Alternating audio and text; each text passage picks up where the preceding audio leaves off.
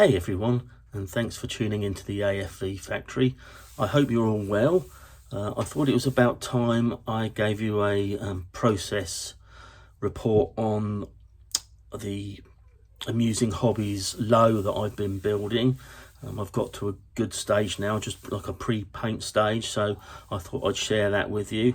I've also got some unboxing to do as well, which is I'll get onto that after the model, but that's going to be some new brushes that I've been sent specifically for dry brushing, which is something I sort of have dabbled in but not really seriously done any work with. So I thought initially we'll have a look at the brushes and then maybe just do a few later on, a video or two, just trying the brushes out on some old models that I've got here and just seeing what's achievable. Is it something that I should be doing more of, and something I should be getting my head round, or are there other ways of achieving the same results but in an easier way? So yeah, we'll look at that, but firstly the low. So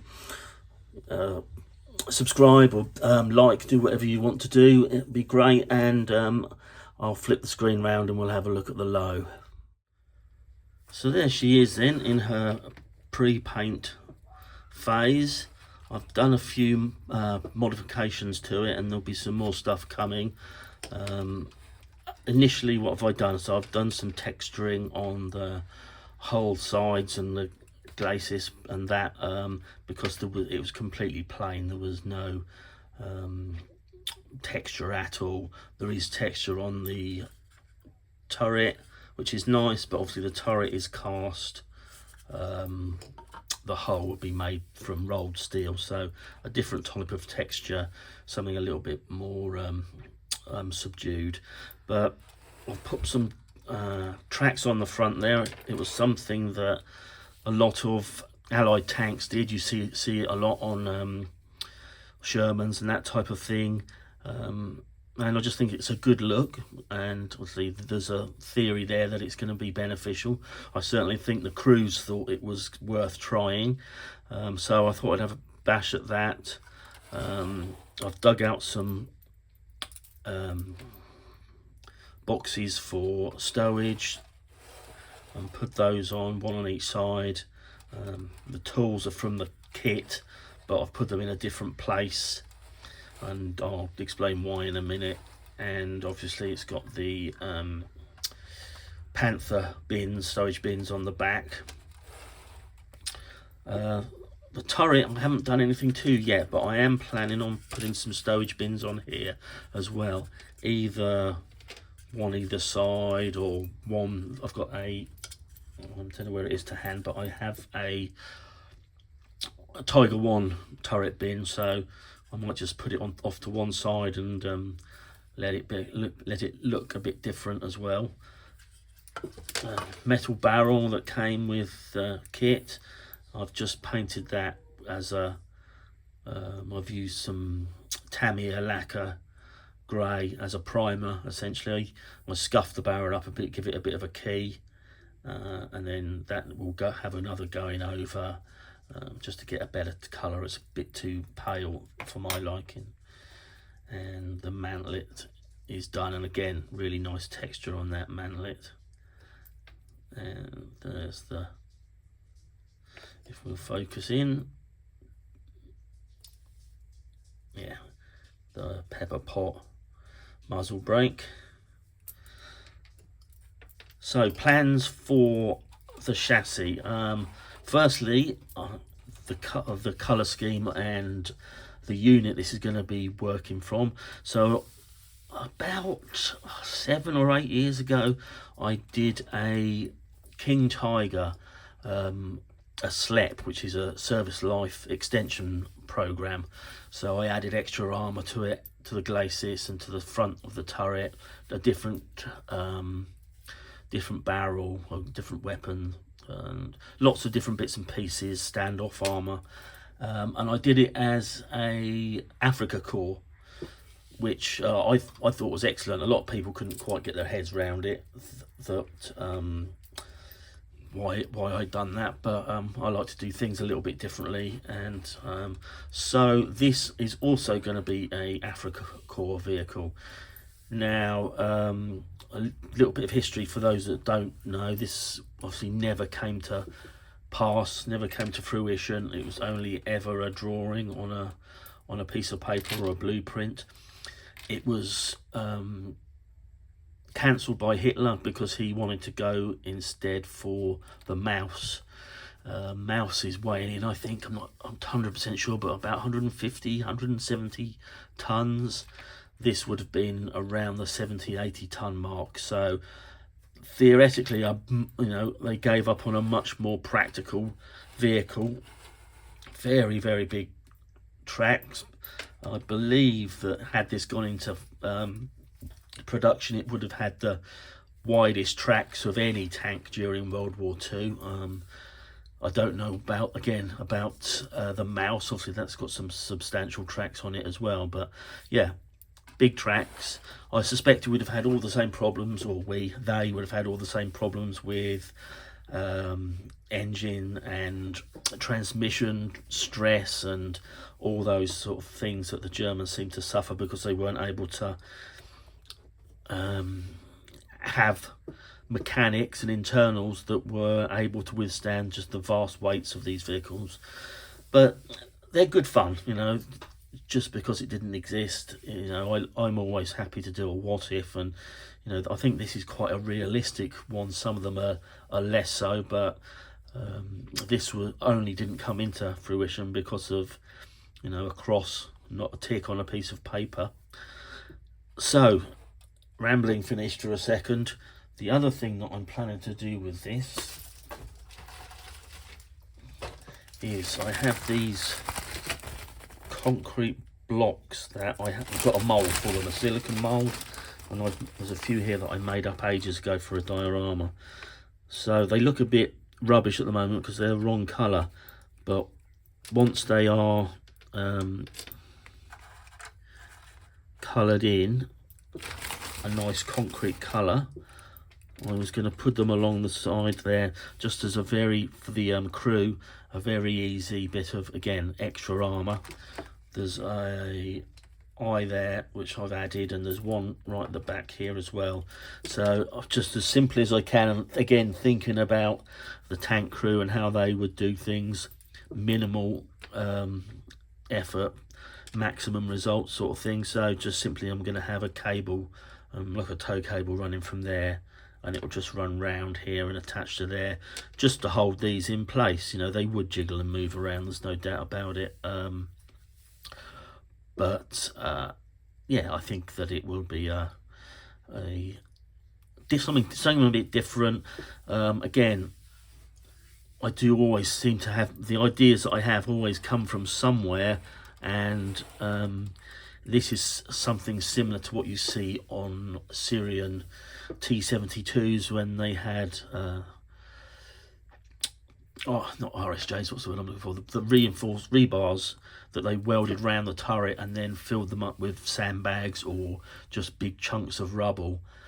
So I think that will look quite smart. Again, as I say, they're just white. They don't look what they're going to look like, but they will hopefully look pretty good. I just noticed I've lost a couple of the supports that were supposed to be there for the track, so I've obviously knocked those off in my clumsiness.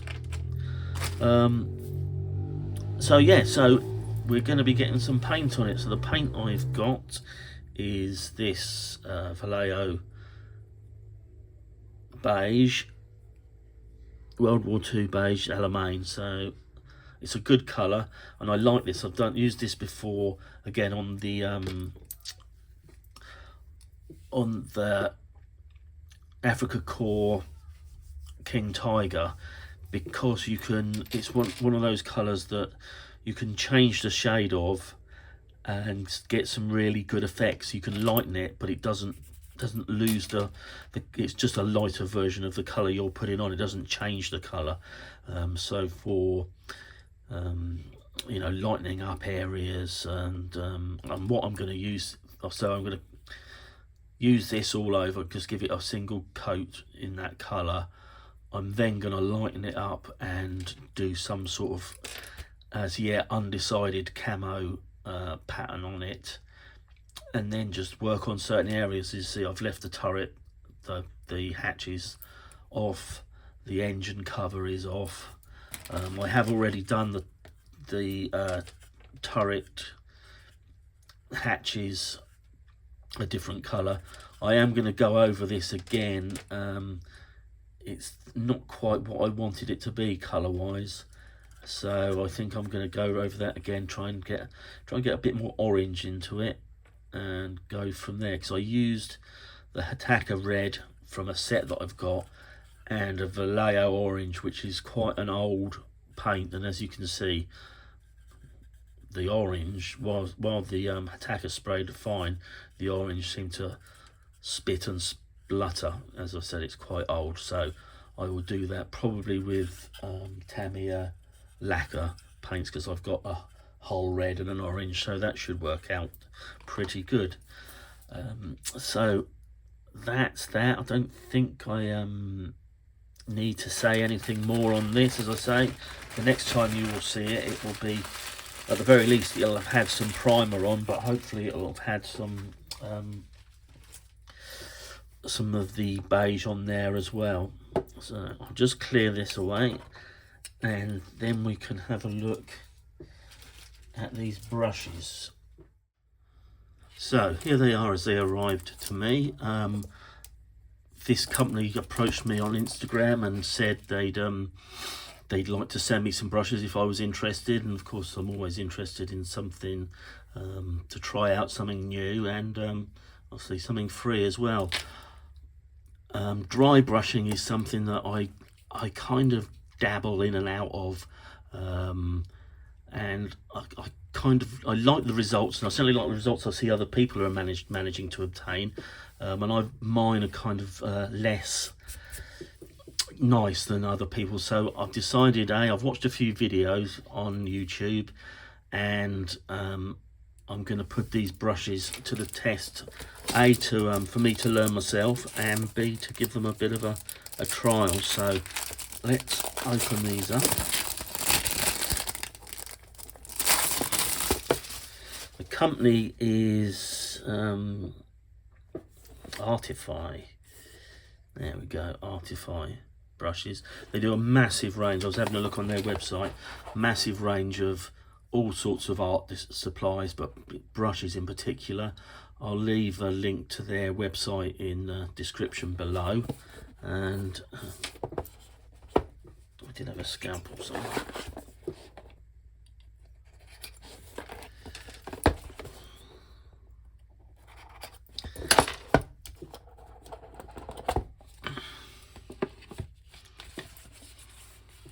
So there you go. So this is the first time me seeing them, as well as you, other than being in pictures online. I mean, very soft, which is what you want.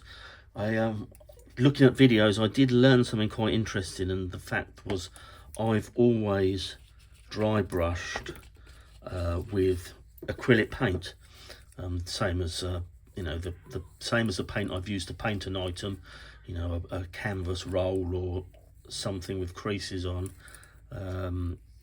but just then again with a lightened shade. But I found out that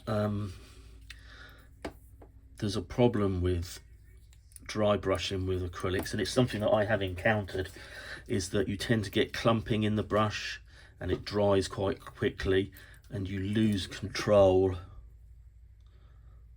and you don't get such a good end result. And people are dry brushing with either enamel paint or oil paints, Abteilung, Mig Abteilung paints, or I used Daler and Rowney, Winsor and Newton, other people use. But I mean, there's not a lot to say other than they seem to be very nice brushes. They don't appear to be cheap, nasty at all. They seem to be quite well refined. I don't know what these bits are. Is this some sort of brush care maybe? Yeah, that's what that is. What's in the other one?